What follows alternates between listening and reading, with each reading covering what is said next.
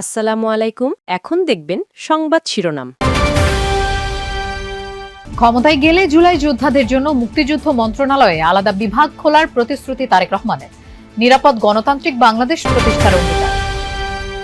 পক্ষপাতিত্বের অভিযোগ এনে ছাত্রদলের নির্বাচন ভবন ঘেরাও, চলছে শেষ দিনের আপিল শুনানি। এর মধ্যে 35টি মঞ্জুর, নিষ্পত্তির অপেক্ষায় আরো 30টি। ইতিহাসে সবচেয়ে নিরপেক্ষ হবে ত্রয়োদশ সংসদ নির্বাচন, আশ্বাস স্বরাষ্ট্র উপদেষ্টার। পুলিশকে পেশাদারিত্বের সাথে কাজ করার আহ্বান। প্লট দুর্নীতি মামলায় শেখ হাসিনা, টিউলিপ, ববি সহ 18 জনের বিরুদ্ধে রায় 2 ফেব্রুয়ারি। গুমের মামলায় 25 মার্চ তদন্ত প্রতিবেদন দেওয়ার নির্দেশ ট্রাইব্যুনালের। এতক্ষণ দেখছিলেন সংবাদ শিরোনাম, এখন দেখবেন বিস্তারিত। শোকসভা কিংবা শোকগাথা নয়, গণতান্ত্রিক মানুষ আগামীতে দেশে বিজয়গাথা রচনা করবে বলে মন্তব্য করেছেন বিএনপির চেয়ারম্যান তারেক রহমান। বলেন, আগামীতে একটি নিরাপদ গণতান্ত্রিক বাংলাদেশ প্রতিষ্ঠা করতে ব্যর্থ হলে দেশে শোকসভা কিংবা শোকগাথা চলতেই থাকবে। সকালে রাজধানীর কেআইবিতে জুলাই অভ্যুত্থানের শহীদ পরিবার ও আহত যোদ্ধাদের সাথে মতবিনিময় সভায় একথা বলেন তিনি। বিএনপি চেয়ারম্যান বলেন, ক্ষমতা এলে জুলাই শহীদ পরিবার ও আহতদের জন্য মুক্তিযুদ্ধের মন্ত্রণালয়ের আরেকটি বিভাগ করবে বিএনপি।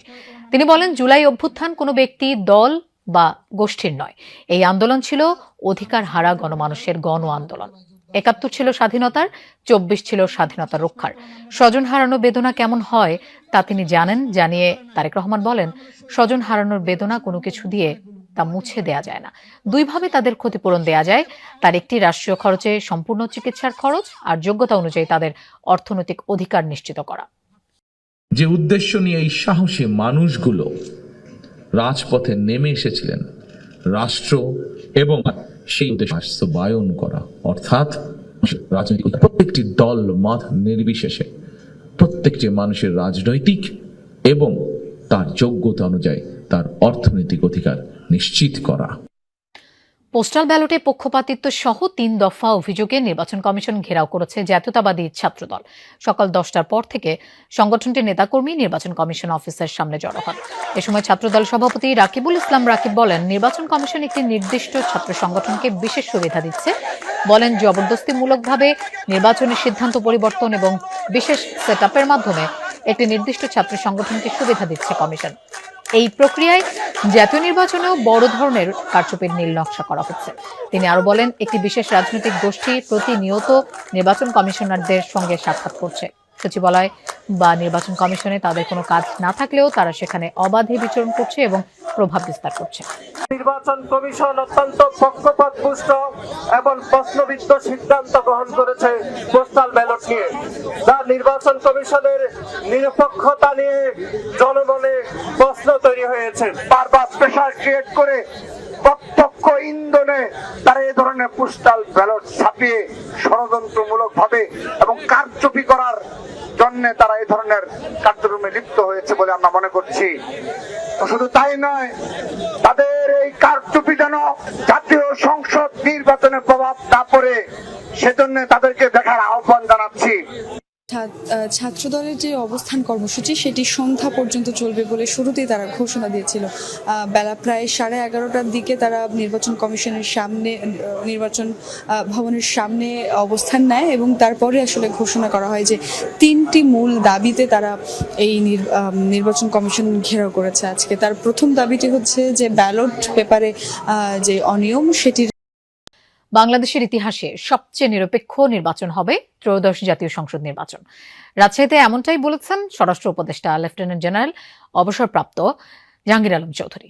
সকালে সারদায় 41তম বিসিএস পুলিশ ক্যাডারের শিক্ষানবিশ সহকারী পুলিশ সুপারদের মৌলিক প্রশিক্ষণ সমাপনী কুচকাওয়াজ অনুষ্ঠানে অংশ নেন তিনি। এ সময় স্বরাষ্ট্র উপদেষ্টা বলেন, গ্রহণযোগ্য নির্বাচনে পুলিশের ভূমিকা সবচেয়ে গুরুত্বপূর্ণ। এবারই প্রথমবারের মতো নির্বাচনকালীন নিরাপত্তায় পুলিশ সদস্যদের প্রশিক্ষণ দেওয়া হয়েছে। স্বরাষ্ট্র উপদেষ্টা আরো বলেন, এবারের ভোটে 1.5 লাখ পুলিশ সদস্য কাজ করবে। প্রার্থী বা তাদের এজেন্টদের কাছ থেকে কোনো ধরনের সুবিধা গ্রহণ না করতে পুলিশ সদস্যদের সতর্ক করেন তিনি। অবাধ, সুষ্ঠু, নিরপেক্ষ, শান্তিপূর্ণ ও গ্রহণযোগ্য নির্বাচন অনুষ্ঠানে পুলিশের ভূমিকা সবচেয়ে গুরুত্বপূর্ণ। আপনারা পেশাদারিত্বের পরিচয় দিয়ে বাংলাদেশের ইতিহাসে সবচেয়ে নিরপেক্ষ নির্বাচন অনুষ্ঠানের কার্যকর ভূমিকা পালন করবেন। দলীয় স্লোগান দিতে পারলেই আর বিচারক হওয়া যাবে না, এমন মন্তব্য করেছেন আইন উপদেষ্টা ডক্টর আসিফ নজরুল। তিনি বলেন, বিচার বিভাগের সব ক্ষমতা এখন উচ্চ আদালতের হাতে। সকালে রাজধানীর সিরডাপ মিলনায়তনে সেন্টার ফর গভর্নেন্স স্টাডিজের বিচার বিভাগের স্বাধীনতা ও আইনের শাসন নিয়ে নীতি সংলাপে এমন মন্তব্য করেন তিনি। বলেন, বিচার বিভাগের স্বাধীনতার জন্য যা যা করা দরকার তাই হয়েছে। সুপ্রিম কোর্টের সবশেষ নিয়োগ অনেক ভালো হয়েছে জানিয়ে আইন উপদেষ্টা বলেন, এর ফলে রুল অব ল প্রতিষ্ঠা হবে কিনা জানা নেই, তবে জবাবদিহিতা ছাড়া অসীম স্বাধীনতার সুফল বয়ে আনে না। এজন্য উচ্চ আদালতেও কিছু সংস্কার দরকার বলে মনে করেন তিনি। আরো বলেন, সংস্কার নিয়ে অনেকে তুচ্ছ-তাচ্ছিল্য করেন। এত অল্প সময়ে এত বেশি সংস্কার হয়নি। ব্যাংক খাতে মানুষের আস্থা ফিরেছে, রেমিটেন্স বেড়েছে, দ্রব্যমূল্য স্থিতিশীল রয়েছে বলেও জানান তিনি। এ সময় পুলিশ সংস্কার আইন নিয়ে তার হতাশার কথাও জানান। সাবেক প্রধানমন্ত্রী শেখ হাসিনা, রাদওয়ান সিদ্দিক ববি, টিউলিপ সিদ্দিক সহ 18 জনের বিরুদ্ধে প্লট বরাদ্দে দুর্নীতির মামলার যুক্তিতর্ক শেষ হয়েছে। আগামী 2 ফেব্রুয়ারি রায়ের দিন ধার্য করেছেন আদালত।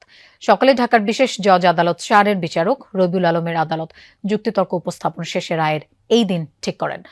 দুদকের পক্ষে অ্যাডভোকেট হাফিজুর রহমান যুক্তিতর্ক তুলে ধরেন। তিনি আসামিদের সর্বোচ্চ সাজা যাবজ্জীবন প্রত্যাশা করেন। শেখ হাসিনা, রাদওয়ান সিদ্দিক ববি, টিউলিপ সিদ্দিক সহ 18 আসামি গ্রেফতারি পরোয়ানা মাথায় নিয়ে পলাতক রয়েছেন।